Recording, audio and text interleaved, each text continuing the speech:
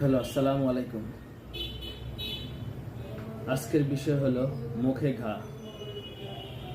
তো আমাদের মুখে নানান কারণে ঘা হয়ে থাকে। দেখা যায় কিছু ভিটামিনের অভাবে, কোনো কিছু ঔষধ খেলে, অনেক সময় দেখা যায় সাইট্রাস জাতীয় কিছু ফল বা কিছু বেশি পরিমাণ লেবু অথবা আনারস খেলে মুখে ঘা হতে পারে। অথবা সাধারণত আমরা প্রায় দেখি মুখের মধ্যে ছোট ছোট ঘা, সাদা সাদা ঘা হয়ে থাকে। অনেকের আবার আঘাতজনিত কারণে ঘা হয়ে থাকতে পারে। অনেকের দাঁত ভেঙে গেলে সেই ভাঙা অংশ থেকে জিভে অথবা চোয়ালে লেগে ঘা হতে পারে। তো ঘা সাধারণত নর্মাল যে ঘাগুলা থাকে সাধারণত সেইগুলা 7 থেকে 10 দিনের মধ্যেই ঠিক হয়ে যায়। 7 থেকে 10 দিনের মধ্যে যদি ঘাগুলা ঠিক না হয়, তা অবশ্যই একজন ডেন্টাল সার্জনের কাছে গিয়ে তার সমাধানটা জেনে নিতে হবে বা সমাধানটা করে নিতে হবে।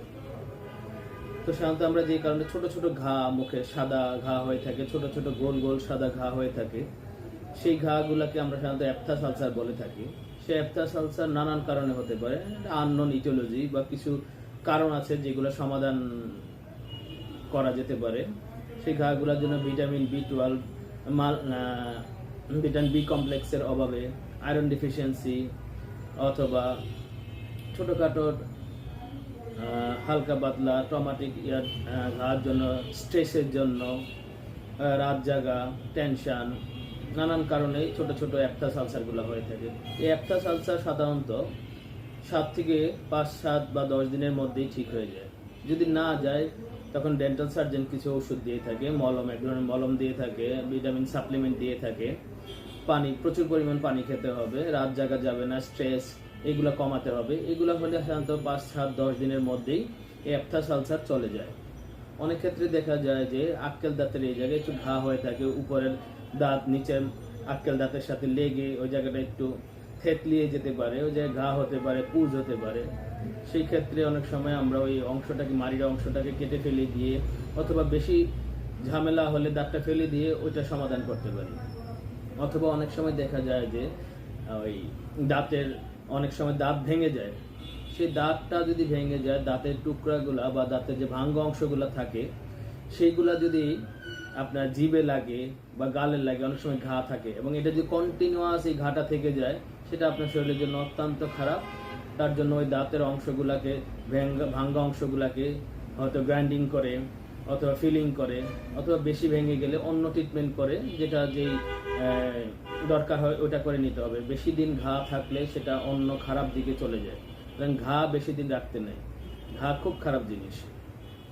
তো ঘার জন্য 7 থেকে 10 দিনের মধ্যে সাধারণত ঘাগুলো ঠিক হয়ে যায়। ঘা ঠিক না হলে অবশ্যই একজন ডেন্টাল সার্জন তাকে দেখিয়ে এই ঘাগুলো সমাধান করে নিতে হবে। ঘা অনেক কারণে হতে পারে। অনেক সময় দেখা যায় যে আমরা বেশি পরিমাণ আনারস খেয়ে ফেললাম, পানের সাথে একটু চুন লেগে গেল, সেই ক্ষেত্রে অনেক সময় ঘা হতে পারে। সেটা আস্তে আস্তে ঠিক হয়ে যায়।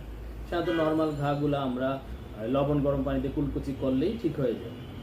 তারপর কিছু ভিটামিন সাপ্লিমেন্ট, কিছু মলম, এগুলো দিলে ঠিক হয়ে যায়। যদি ঘা না শুকায়, ঘা অনেক সময় থাকে, যেমন ডায়াবেটিস পেশেন্ট কিছু থেকে থাকে, ওনাদের যদি অনেক সময় এই দাঁতের গোড়া ভেঙে থাকে, ওই অংশগুলো লাগে, এটা থেকে অনেক ধরনের বড় ধরনের ঘা হতে পারে, যেটা অনেক সময় আমাদের সার্জারি করতে হয়, জিভের অংশগুলো কেটে ফেলতে হয়, অনেক ঝামেলা হয়। তাই ডায়াবেটিস পেশেন্টের জন্য এটা অত্যন্ত খারাপ। মুখের মধ্যে ঘা থাকা যাবে না। 6 মাস অন্তর অন্তর একজন ডেন্টাল সার্জনকে দেখিয়ে বা এর আগেও যদি কোনো সমস্যা হয় দেখিয়ে সমাধান করে নিতে হবে। আর কিছু কিছু ড্রাগ আছে, এগুলো খেলে অনেক সময় দেখে দীর্ঘদিন ধরে খাচ্ছে, খাওয়ার পরে শরীরের মধ্যে একটু স্ট্রেস তৈরি হয়, ওটার জন্য মুখে ঘা হতে পারে। এগুলো সাধারণত ঠিক হয়ে যায়। এই আলসারগুলা, ঘা, আলসার যেটাই বলেন, সেটা মুখে থাকা কোনো রকমই কাম্য নয়। এর জন্য অবশ্যই এটা সমাধান করে নিতে হবে। তো ভিটামিন সমৃদ্ধ খাবার খাবো, পুষ্টিকর খাবার খাবো, পানি বেশি করে খাবো, রাত জাগা যাবে না, ঘুমাতে হবে ভালো করে, ভিটামিন সাপ্লিমেন্ট দরকার হলে এগুলো খেতে হবে। ডাক্তার দেখে, অবশ্যই এটা ডাক্তার দেখেই খেতে হবে। শুধু শুধু ভিটামিন খাওয়াও, বেশি খাওয়াও ঠিক না। তো এইগুলা করলে আশা করি ইনশাল্লাহ আপনাদের সমাধান হয়ে যাবে। তো ঘা বেশি দিন মুখে রাখতে নেই। তো আজকে এই পর্যন্তই। ভালো থাকবেন, সুস্থ থাকবেন। আসসালামু আলাইকুম।